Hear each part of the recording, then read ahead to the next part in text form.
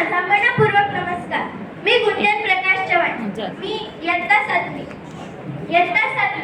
आज मी अशा एका शूरवीरावर बोलणार आहे जो खरंच स्वातंत्र्याचा पहिला योद्धा होऊन गेला.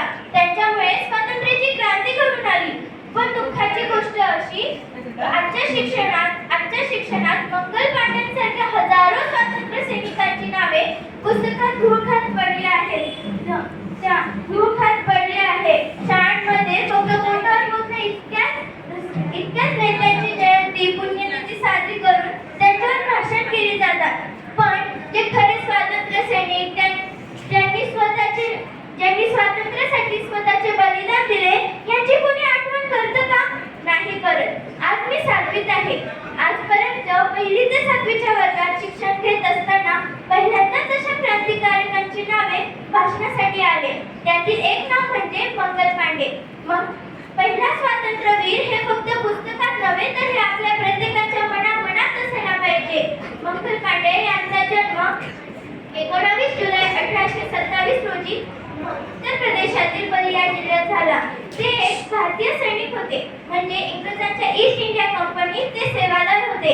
लहू में जोश था, सीने में आग थी. लहू में जोश था, सीने में आग थी. लहू में जोश था, सीने में आग थी. दुश्मन से कह दो अब ना कोई लाग थी, अब ना कोई लाग थी.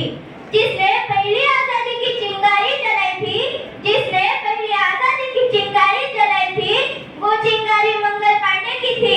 वो चिंगारी मंगल पांडे की थी. त्यांनी फक्त नोकरीच केली नाही तर ते देशाचे पहिले योद्धा बनले. साल 1857 मध्ये भारतात पहिला बंड पुकारला तो म्हणजे मंगल पांडेंनी. कारण बंदुकीच्या गोळीला काही डुकरांची चरबी लावलेली असत व इंग्रज ते त्यांना दातांनी तोडायला लावायचे. मंगल पांडेंना हे सहन झाले नाही. ते कारण गाय ही हिंदूंची पवित्र, डुक्कर हे मुस्लिमांसाठी हराम. डायरेक्ट धर्मावर आघात झाला. सैनिक खळबळला. कंपनीला छातीने भिडला. मंगल पांडे म्हणाले, हे सण नाही होणार. ते बंडाची मशाल मनात घेऊन ते रणात उतरले. हाच तो दिवस 29 मार्च 1857 रोजी त्यांनी भारताचा इतिहास लिहिला. त्यांनी त्यांच्या तुकडीतील इंग्रज अधिकाऱ्यावर बंदुकीने हल्ला केला. संपूर्ण भारतभर बंडाची लाट पसरली होती. इंग्रजांना तर त्याचा धक्काच बसला. त्यांना पकडले गेले. मंगल पांडे त्या दिवशी पहिल्यांदाच म्हणाले, मी सैनिक आहे पण कुणाचा? इंग्रजांचा की भारत मातेचा? तो एकटा होता पण मनात भीती नव्हती, तर चळवळ होती.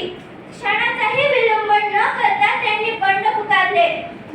माझे रक्त फुकट जाऊ नये असे त्यांच्या डोळ्यात दिसत होते. जो मिट गया वतन के लिए उस वीर को सलाम करते हैं.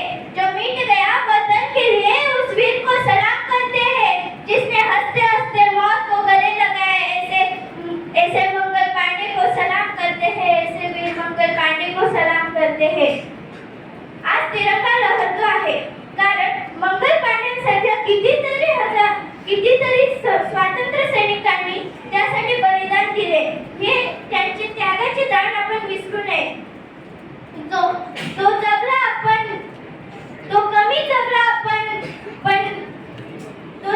कमी पण पेटला जोरात आणि प्रत्येक भारतीयांच्या मनात पेटून गेला 1857 चे क्रांतीची ठिणगी. एवढे बोलून मी माझे भाषण संपवते. जय हिंद, जय भारत.